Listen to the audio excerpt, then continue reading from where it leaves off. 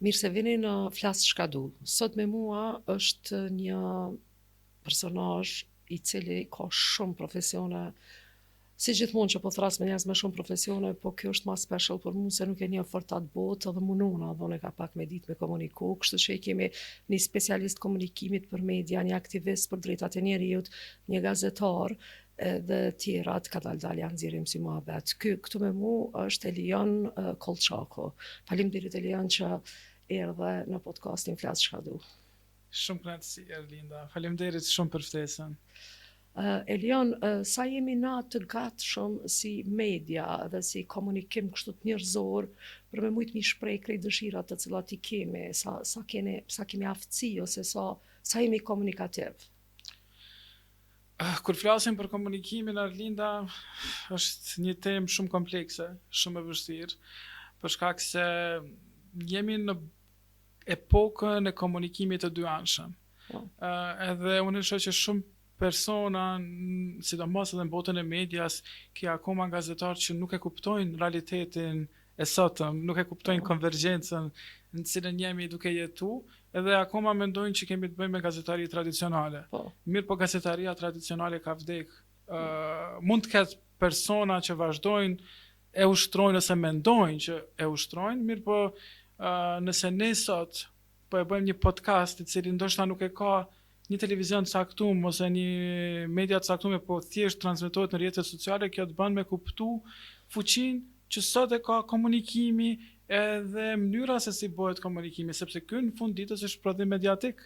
Edhe thjesht nuk i nevojitet një media tradicionale, nuk i nevojitet një televizion tradicional që me plasu një informatë caktuar.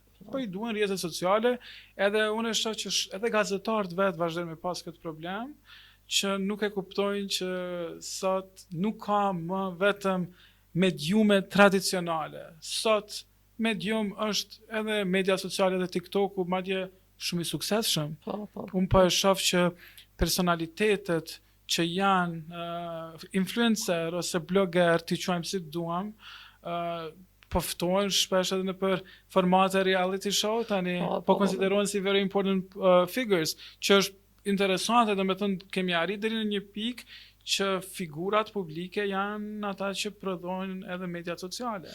Po edhe tepër ma ndryshe po duket ma shpejt, për shembull për plasan ti me një herë që aty për që aty atëherë përpara u duhet me montue, me shkruaj, me shkryte 100.000 komplikime, edhe tash ti ke dhe piu duket sikurse një lojë. Në fakt është shumë është më e vështirë me pas një dinamik brenda emisionit, se sa që me kry shumë shpejt edhe me fol sa ma qartë edhe sa ma shpejt për me komuniku, për me mbridit të një shikus me një fjallë të bukra, me fjallë të shpejta, se sa për para të shukon dyshysh si melodram, ka qenë në çdo televizion. Sot gjithë janë krijues, Erlinda, sot secili krijon. Në momentin që ti e nxjerr një përmbajtje në rrjetet sociale, ti je krijues. Ti një tiktokere që mund duket një vajzë e thjeshtë, e panjohur, krijon famë në rrjetet sociale, përmes një postimi të zakonshëm, që mund duket i zakonshëm, por pastaj krijon një lloj audiencë të caktuar, edhe përfiton prej kësaj audiencë, sepse unë shoh që shumë personazhe që janë të panjohur kanë filluar dhe bëjnë edhe reklama, edhe janë vazhdimisht në rrjetet sociale dhe publikojnë content vazhdimisht. Po bojnë fashion, po bojnë ushqime, po bojnë krejt. Gjitha, edhe i shet, domethënë tani janë integruar mirë në jetën publike, sa futen edhe në reality shows, janë në emisione. Domethënë jetojmë në një kohë ku edhe vetë moderatorët e emisioneve në për media tradicionale i ftojnë këta personazhe, domethënë i mbajnë emisionet me këta personazhe, sepse ndoshta ka ndryshuar ajo kohë ku përpara ka qenë një estradë të caktuar, janë ftuar estrada, janë ftuar artistë, shumë e vështirë me dëpërtu në një farë rrethi se sa shumë të ngushtë kanë pasur atë rreth, pas sa që s'ke mujt shans as me u fut, as me i pa ka një herë edhe me u afru mi fol edhe unë përshëndet me ta, tash është shumë e thjeshtë edhe ma e lehtë me dëpërtu deri te shikuesi.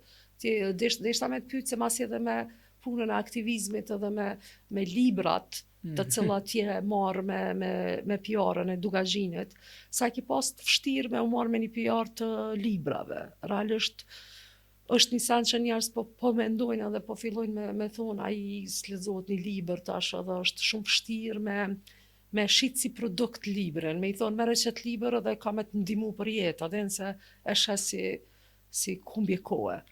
Shika, duket e vështirë, mirë po nëse ti e nje mirë botën e marrëdhënieve me publikun, botën e marketingut, asnjë produkt nuk është e vështirë me ushqit ose të paktën me u promovu. Unë vetë, do me thënë ndoshta kur jam fut në këtë botë, kam menduar që mundet me qenë e vështirë me I promovu librat. Mirë po e kam pa që nuk është e vështirë, vetëm duhet kreativitet, Arlinda.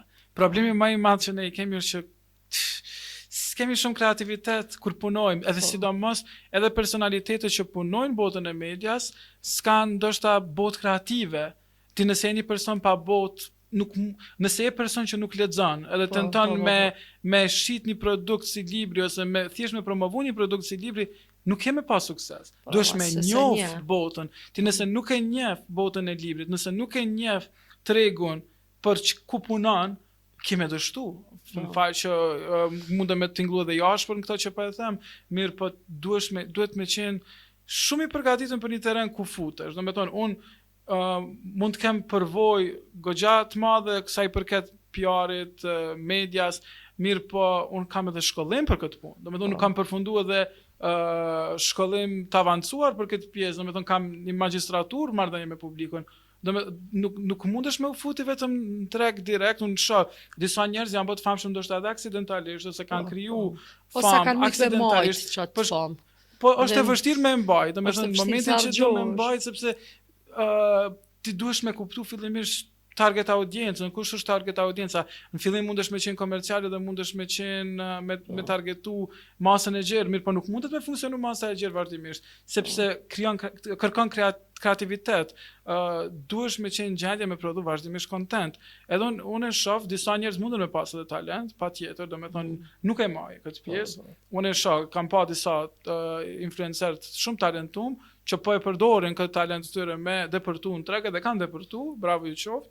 Mirë po nuk është gjithmonë kështu. Domethënë duhet me pas një farë baze, duhet me kuptu tregun, dhe kur u futa te bota e librave, me që e përmende pjesën e librave, unë fillova me kriju brende.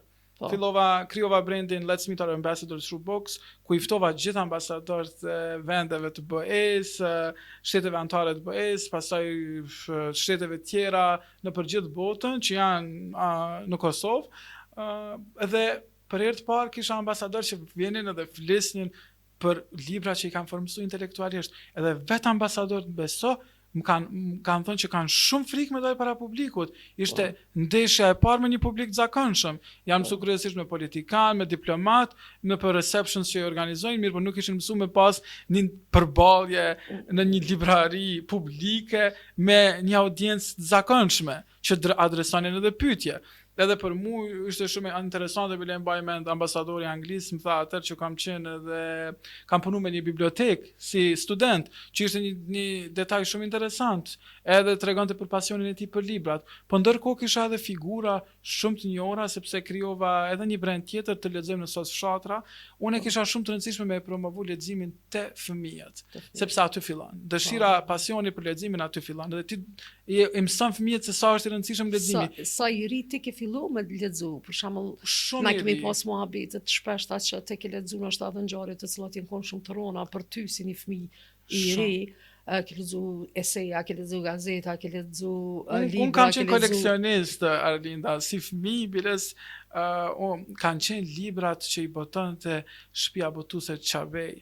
Kanë qenë librat më të bukur që unë kam qenë kështu I kam dashuruar ato libra dhe I kam bajt vazhdoj t'i kem, shumicën prej tyre I kam të koleksionuar si fëmijë, edhe ilustrimet kanë qenë shumë të bukura për edhe tekstet. Unë kam pas fatin që edhe mami më ka lexuar vazhdimisht pralla, ndoshta pralla e preferuar ka qenë Bambi, si fëmijë më ka pëlqyer shumë ajo prallë.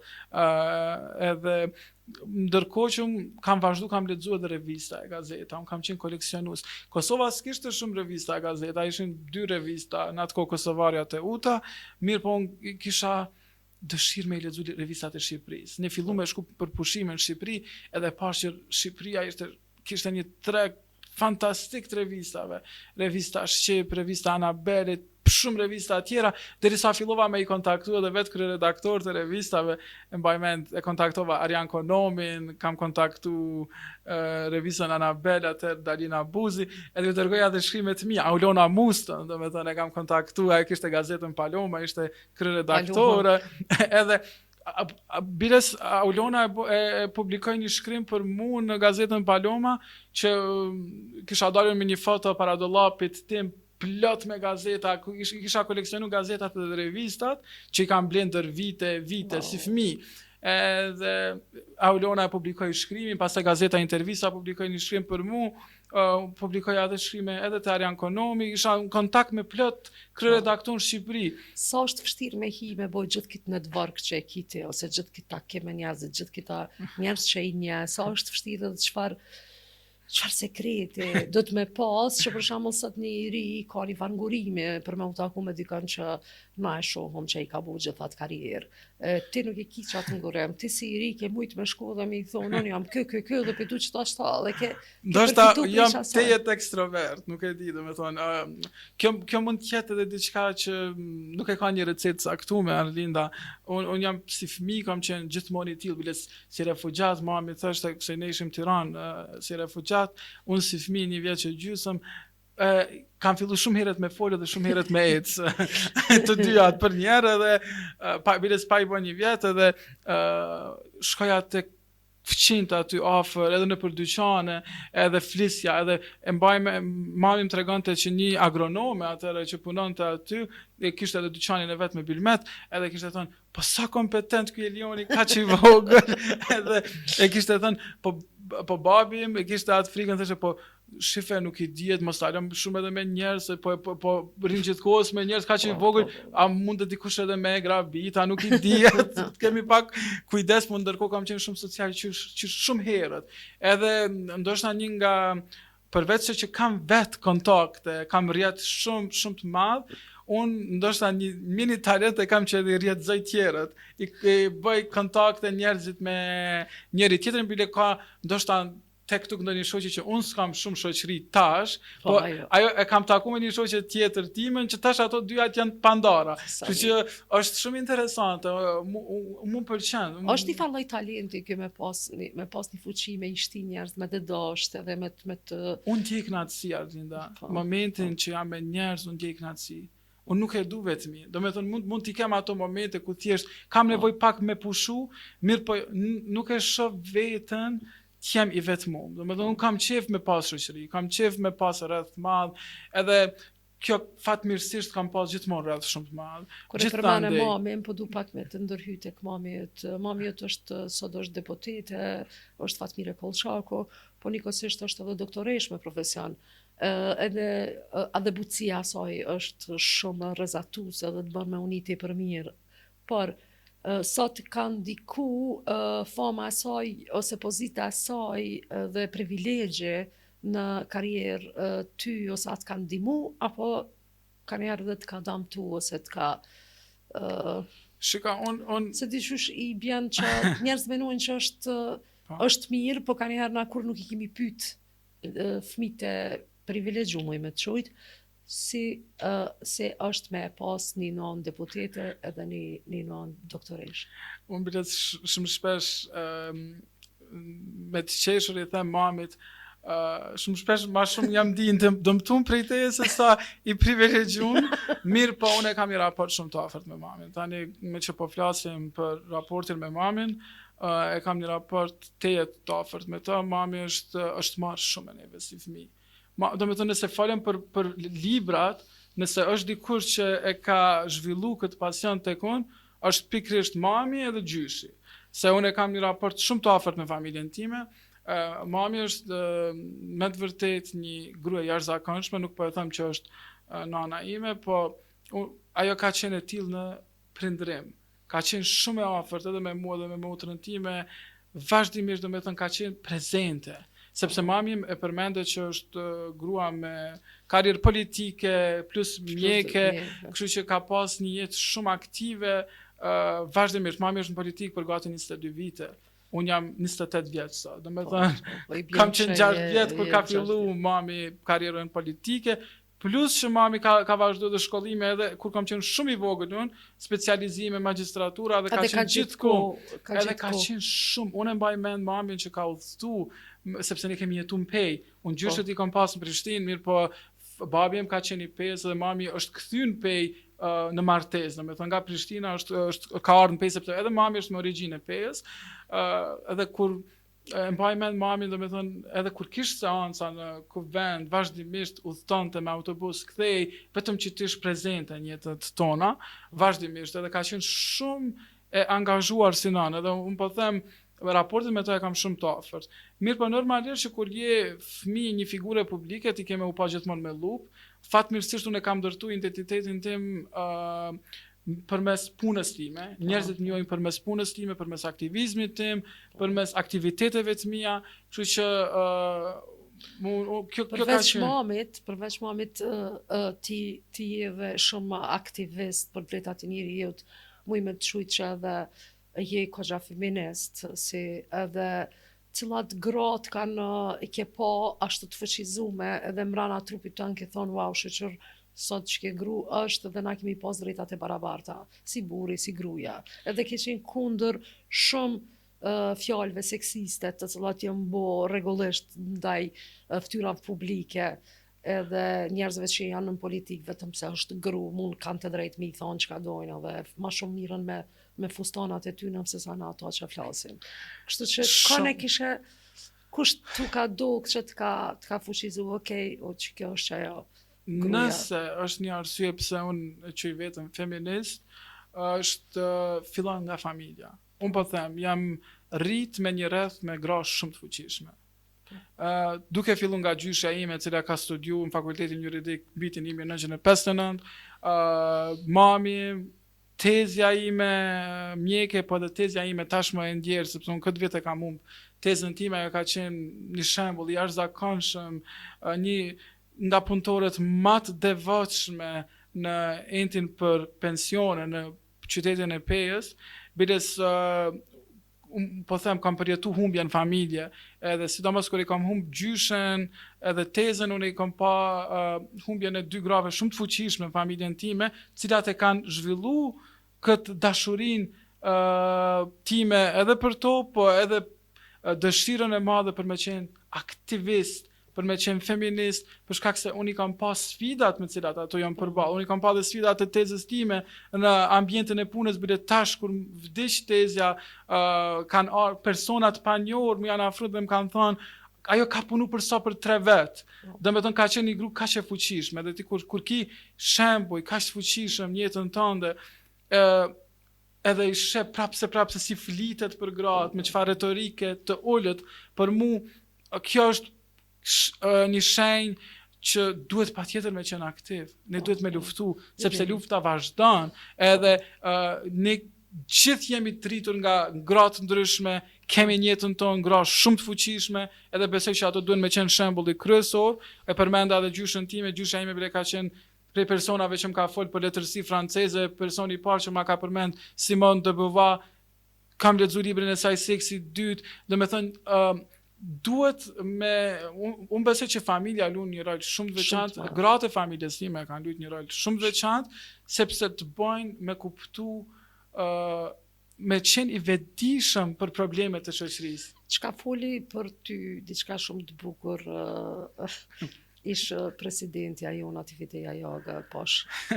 Kjo ka qenë me të vërtet një surprizë e jashtëzakonshme. E bukur dhe shumë e fuqishme, se na i na mësu gjithmonë me u thonë faleminderit për suportin, me i thonë veç burra tonë ose dikujt familjes, por me i thonë idealit të ri dhe një që është shumë i fuqishëm dhe i lufton këto dukuri negative ndaj grave, më duk shumë interesante pat një fjallë dhe një mohabet që shme thonë të mirë. Ishte në fakt një konferencë organizuar nga NTI, edhe unë isha mysafir aty, thjesht një pjesëmarrës i thjesht në këtë event, edhe Atifiteja Jaga, presidentja e nderuar, ishte mysafire nderi aty, po bante një bashkëbisedim me një aktiviste, edhe ndër të tjera u ofrua mundësia që të bëhet një pyetje, dhe unë i drejtova një pyetje presidentes, i thash, si mund t'i angazhojmë edhe djemët e kualifikuar që kanë studiu për barazi gjinore, sepse unë të dy magistraturat e mia I kam për tema që lidhen me barazin gjinore, magistraturën e parë për viktimat e dhunës seksuale në luftën e fundit të Kosovës dhe diskursin publik, deri në luftën e tyre për njohjen e statusit, edhe tema e dytë ka qenë për ligjet e barazisë gjinore edhe dallimin ose hapësirat mes ligjeve shumë të mira dhe mungesës së zbatueshmërisë. Edhe ja drejtova këtë pyetje zonjës presidente për shkak se unë vetë kam pa që është e vështirë me qenë djalë dhe me qenë në hapësira ku ndërtojnë politika në lidhje me barazin gjinore. Edhe përgjigjja e presidentes ishte mëzuri shumë në befasi, sepse nuk e prisja që do të më drejtojë fillimisht në emër, edhe pse nuk e prezantova veten, unë thjesht e bëra pyetjen, mu drejtua në emër edhe përmendi edhe bashkëpunimin me mua ndër vitet, sepse me zonjën presidente Jajaga kemi bashkëpunu shumë herë, kam I organizu panele të ndryshme, e ka qenë pjesë e paneleve cilat unë I kam organizu, edhe për kauza si lufta kundër kancerit gjirit përmes librave, dhe eventet të tjera, dhe ajo e përmendi këto para një publiku masiv, kishte mysafir shumë, dhe kjo tregoi shumë për mua, sepse për mua Atifete Jajaga është me të vërtet një model, një grua model që ka tregu se sa e vështirë ka qenë tjesh presidente në një vend ku ti ke me u pas si objekt vazhdimisht, ku ke me u pas se çka vesh,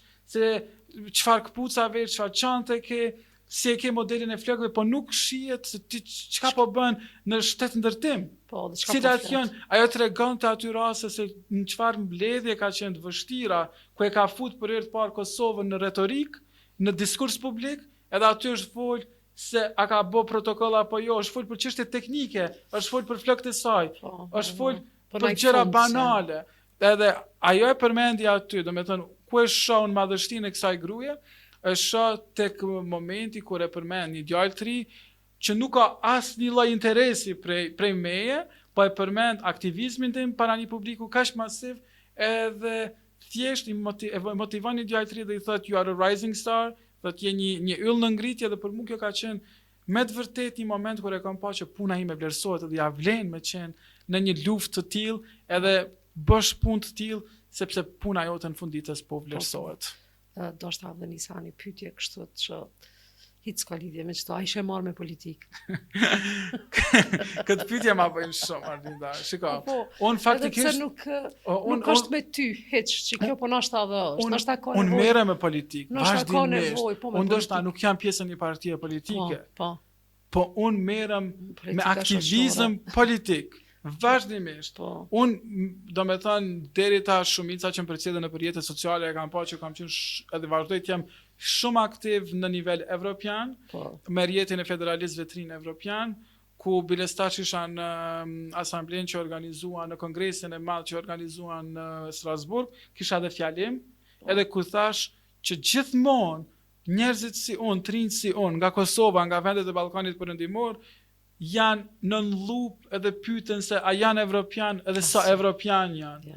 Edhe thash këtë mesazh para gjithë edhe gjithë shtangën, ngelen, domethënë sepse unë e flas vërtetën, edhe në momentin që jam në nivele të tilla, në organizimet nivelit të tillë, edhe më bëri shumë përshtypje reagimi I tyre, sepse normalisht që Evropa ende mundet me qenë pa përgatitur, ka shumë stereotipe sa I përket rajonit ton.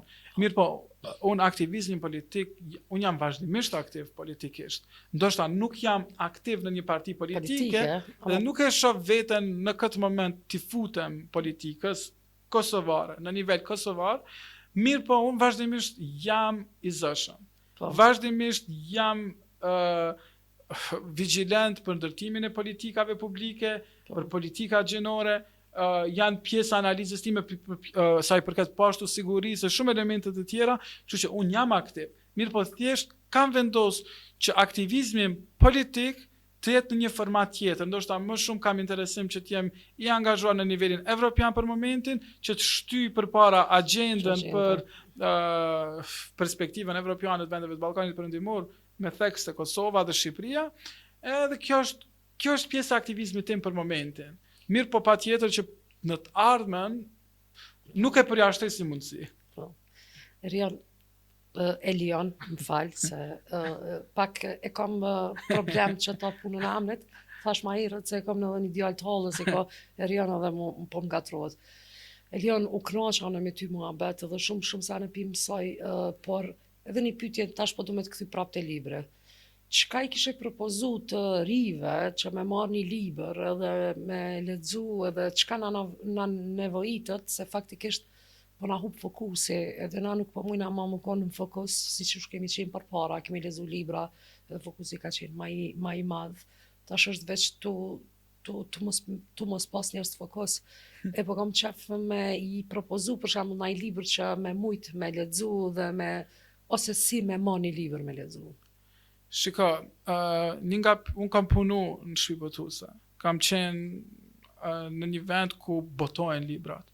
Edhe shumë e vështirë me ditë çfarë shije ka Arlinda, çfarë shije ka tjetri e tjetra.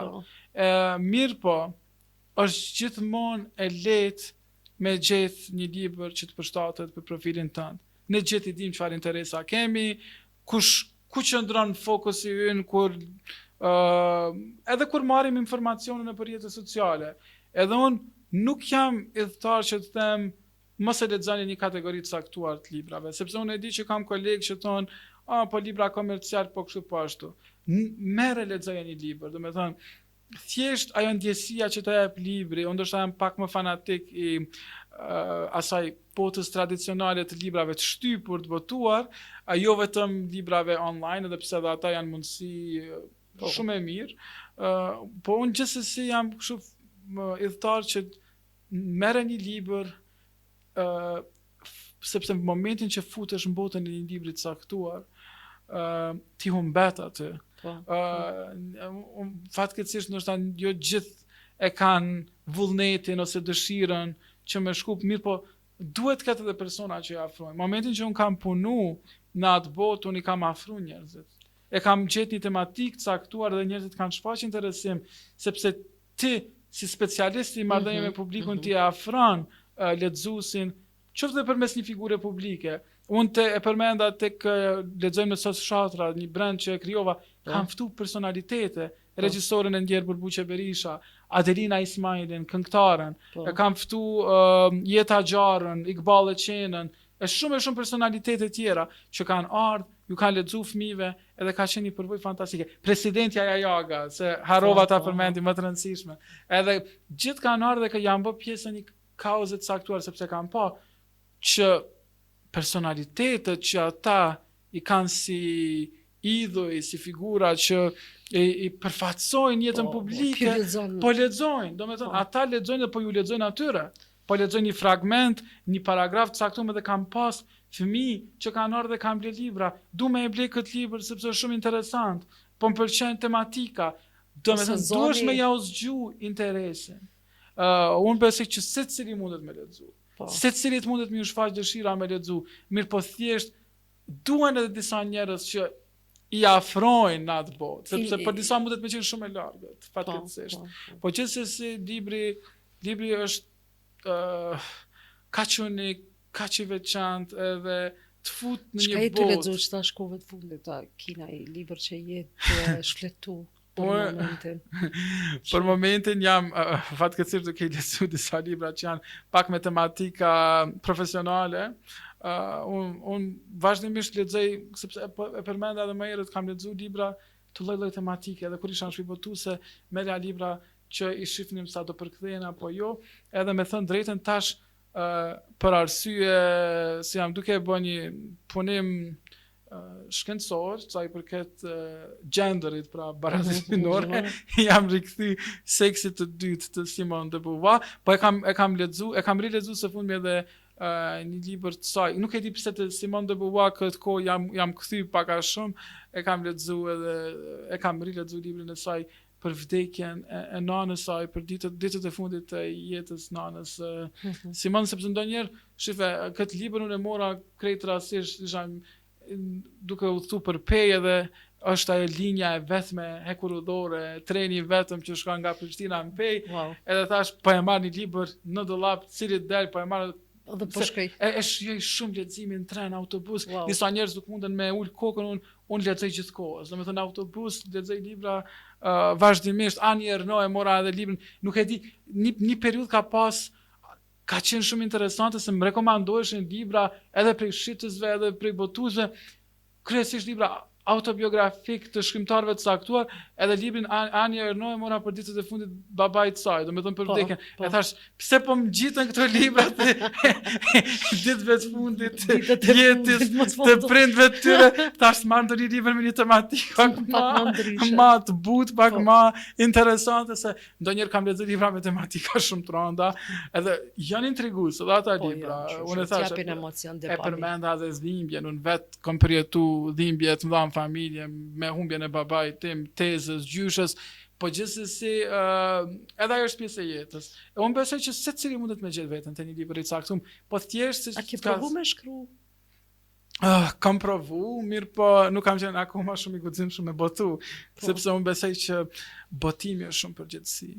Momentin që del edhe botohesh është një përgjithësi e jashtëzakonshme. Ti del para një publiku, del para një syri kritik. Edhe botuesit janë shumë kritik. Unë kam qenë atë proces kur botojnë librat edhe është shumë e vështirë kur redaksia merr një vendim që mos më ja botu një libër një personi caktuar, edhe unë më është dashur më ja kumptu disa shkrimtarëve që nuk mundet më ju botu libri, po më prapë mendoj që secili ka diçka për ta. Ndoshta mundet mos me qenë kualiteti më i mirë, ose mundet mos me qenë artikulimi më i mirë i mundshëm, po gjithsesi secili ka diçka për me tregu. Edhe qoftë në formë të shkruar, qoftë në formë të folur, si ky podcast. Edhe këtu po tregojmë, domethënë, kjo është më e bukur, që secili e gjen një platformë ku flet për veten, për tjerët, për shoqërinë.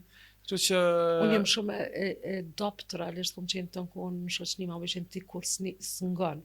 Edhe po më duket në këtë podcast ja kom nisë me mësu me ndëgju. Edhe shumë ishe bukur me ndëgju njerëzit kur tregojnë diçka se po të ngjall ke shumë imagjinat. Se të nëse po jena të folë edhe unë të nkon jam ashtu të ma ekstravert si ti pak a shumë. E tash këtë periudhë që jam të e bot podcastin, po më bjen edhe me ndëgju dhe po më duket tepër bukur sa e fuqishme dhe sa e kulturume dhe sa atë është mënyra të ndëgjumit. Po më duket sikur se më kon art me sa mirë ku ka mengu. Po futesh në botën e secilit personazh. Kjo është më e bukur. Pisha shumë, po sidomos me ty tash prej atje ku shkum në studimet e tua, vazhdo prej jetës tonde, prej fëmijë, prej të shkumës për një vjeqarë, edhe po është një farë dokumentare realisht. Edhe pse po është podcast dhe veç na 20 apo fole. Edhe kur e imagjinon që është ndoshta një pjesë shumë e vogël e jetës një personazhi, po sidomos e përmendën në ekstrovertët, kemi shumë çka për me tregu. Se ti që shohëm botën aty për shpejt e shohëm botën. Nuk përfundon kur pjesa e të treguarit. Një ditë qita unë një fotografi, edhe ti me një herë ditë që jam pej. Edhe sa është qaja forma që e rritën pej me ofër malit, ofër qasoj natyre, që mu më pëlqen peja shumë duke dyshyrë si Vjena. E te prova pak, po, është një farë... Imaginata jote, pse jo? E ka një farë melodie dhe ai ven, ka dalë shumë artista për ati vene. Nuk e di, unë pejen, unë e di se kam kur flas me tuj, edhe gjithmonë duhet me ju prezentu për nga vi. Edhe tham, unë kam pas fatin që jam rrit me një vend si peja, ku nga dritarja e dhomës timet fjetjes, e kam pa grykën e Rrugovës, malet e Rrugovës. Edhe thash, unë e konsideroj veten si një farë hajdi, sepse libri, pra po kthehemi te librat, domosdoshmërisht te librat. Se hajdi e ka pas këtë farë dashuri të madhe për male, është rrit male me gjyshën e vet, edhe kur shkon në Frankfurt, në qytet prej Zvicrës, edhe e sheh që nuk ishe male, domethënë është trauma e saj më e madhe që nuk ishe më malet. E për mua është e njëjta trauma me Prishtinën, domethënë kur ti duhesh me i pa vetëm banesa, ndërtesa, edhe beson ajo aratisja ku shkojmë pej Arlinda, për mua është ndjenja më e mirë në botë. Domethënë vetëm kur largohem ose ndonjë fundjavë ose këtë verë, për shkak se kam punu remote, kam qenë gati krejt verën pej. Edhe nuk e di, unë për vete e kam habitatin tem atje në pej, e kam dhomën bile ku e kam bibliotekën, edhe është me pamje kam malet, është duket kështu idilike, duket fiksion, kështu, ajo pjesa jetës në jetesës në pej, ose për shkak se tash për mua si tip pushimi kur shkoj në pej, duket pjesa ma kreative imja. Unë aty frymëzohem edhe me lexu, edhe me shkru, edhe me taku njerëz, me dal, ndonjëherë edhe kënaqem edhe vetëm me ndjesin kur jam në shtëpi, vetëm me lexu diçka aty. Beso, peja për mua ka pas një efekt magjik të jashtëzakonshëm. Drinësën mosh ke qenë atje në pej? Deri në kohën e studimeve, domethënë, unë kam qenë, domethënë kam kaluar një pjesë shumë të madhe të jetës. Pastaj kam kaluar vende të ndryshme, kam jetuar në Prishtinë 3 vjet, 2 vjet shkova në Tiranë, kam jetuar një vit në Varshavë. Edhe aty kam filluar me kuptu rëndësinë që ka pas peja tekon. Sepse unë jam rrit me një qytet të vogël, po gjithsesi kam pas një rreth shumë të mirë intelektuale afër vetes, jam rrit me njerëz shumë të ngritur, ka qenë natyra që më ka diku tekon me pas një dashni shumë të madhe me malet, me natyrën, unë tek kur jam largu prej pjesë kam kuptu sa rëndësishme ka qenë peja për mu. Edhe e kam pa çfarë efekti e ka pas tekon. Në Polonia, kish ku për studime atje? Po, për studime. Masterin e dytë e kam bërë në Poloni, se unë kam studiu Varshavë. Po në Varshavë, bashkë në biles kam jetu me një vend magjishëm. Unë kam pas fatin që kam marrë bursë nga Kolegji i Evropës, ka ardhur direkt nga Bashkimi Evropian. Ka qenë shumë kompetitive, ka qenë shumë e vështirë me u fut aty. Kam qenë i vetmi nga Ballkani. Po unë kam jetu me një lagje të Varshavës, që është stacioni para fundit i metros. Domethënë, para se me u fut në suburbs, në për pjesë të tjera që s'janë më brenda qytetit, po Varshava për mu ka qenë shumë interesante, sepse është vend shumë pa diell. Edhe për mu aty e kam kuptuar rëndësinë e diellit në jetën time. Aty e kam kuptuar, sidomos kur kam jetuar në Tiranë që janë 300 ditë me diell, edhe ti shkon në Varshavë kur një 3-4 muaj se është diellin hiç, edhe biles kur udhtoni ke vetëm prej avionit është 2 shtresa treve, a është e mundur që po futem në një botë tillë që s'ka diell. E çush është kultura, çush është forma, po atje domethënë mua më ka pëlqyer shumë mënyra organizimit, është qytet shumë i organizuar, Arlinda. Edhe un kam qenë me një kolegj shumë të mirë, 130 hektar ka qenë kampus i kolegjit. Unë kam jetu si me një Hogwarts, kam jetu domethënë si Hogwarts i Varshavës, kam jetu me 121 student, krejt kështu të përzgjedhur ka qenë kriteri shumë i lartë, sepse është kolegji i Bashkimit Evropian me një farë forme, College of Europe, edhe kemi pas edhe një kështjell brenda, një palace, një pallat. Edhe ka qenë jetesë shumë interesante, si jetesë mes të pyllit, po prapë një kryeqytet. Varshava e pasër. Je këtu jetu në Austri, apo? Jo, unë jam duke jetu jetoj domethënë kryesën më të madhe, kam qenë në lëvizje shumë këtë periudhë, për shkak të eventeve të ndryshme ku kam qenë i ftuar, eventeve sepse unë edhe organizoj evente vazhdimisht, sidomos kam organizuar evente të nivelit lartë për perspektivën evropiane të vendeve të Ballkanit perëndimor, në Vjenë sidomos, kështu që jam shumicën e kohës në Vjenë, për shkak edhe të punës, po jo, për momentin jam domethënë punoj si freelance consultant, jam vazhdimisht në lëvizje, edhe kjo ka qenë një mundësi shumë e mirë për mua që kam pas mundësi edhe me lëviz shumë për Evropë, sidomos në për Evropë. Edhe me pa dallime, me pa komunikime, me pa... Po, për shkak të punës kam arrit me pa se sa është e rëndësishme një perspektivë evropiane për vendin tonë. Edhe Varshava ka qenë një tregues shumë i mirë për këtë, sepse Varshava ndoshta për dallim prej vendeve tjera është më homogjene, sa i përket popullatës, nuk sheh shumë raca të ndryshme, që kjo më ka bë pak me reflektu, sepse kisha një koleg me ngjyrë dhe ai më thoshte që nuk ndihet shumë rehat në Varshavë. Kjo ka qenë ndoshta një nga elementet që më ka bërë përshtypje, plus që ti shifje kishim edhe study trips në Auschwitz, në kampe të vdekjes, jo vetëm kampe të përqendrimit, por kampe të vdekjes, edhe ti e ke një farë përballje me realitetin e një vendi që është shkatru, do me thënë Varshava ka qenë shkatrume, Varshava është rindërtu komplet. Qysh po të lidhet pak se edhe peja. Edhe po mblidhet me pejën, unë këtë e kam tregu. Se unë vi nga një qytet ku kam qenë refugjat, familja ime kanë qenë refugjat, edhe qyteti im është shkatru, 75% të pejës është shkatru, shtëpia e gjyshëve të mi është djeg, gjitha kujtimet aty janë djeg, shtëpia e të tezeve, të dy tezet kam pas fatin e tillë, unë kam humbë dhe familjar, burrat e hallës më kanë vdek, janë vranë luftën e fundit, plus që më është vrarë dhe daja i babit bashkë me bashkëshortën, kështu që kur ju tregoja historitë e mia disa kolegë mendonin që ishte si fiksion, një kolegë spanjoll u emocionu shumë kur e mori vesh historinë time se tha si është e mundur ta s'kam pas hiç informacion, ishte komplet i pa informuar dhe u emocionu filloi me çaj kur unë tregova historinë time. Çfarë duhet me dalë më shumë me shku në përbot për me u kallëzu se sa kemi hekë dhe sa jemi se janë të pa informuar. Kjo është mungesa e informimit. Ballkonin e shohin diçka sikur atje ose s'kan edhe ose sistema që ekziston as qërë ju e lion t'i delë dhe ju kallëzon ku ekziston.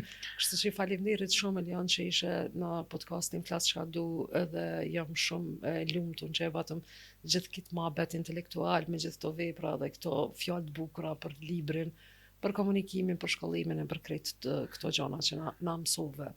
Faleminderit Elion. Shumë faleminderit edhe për mua ishte me të vërtet kënaqësi e jashtëzakonshme që ma dhe mundësin me pas një diskutim kaq të veçantë, ku mbi të gjitha na lidh bashkë fjala. Faleminderit.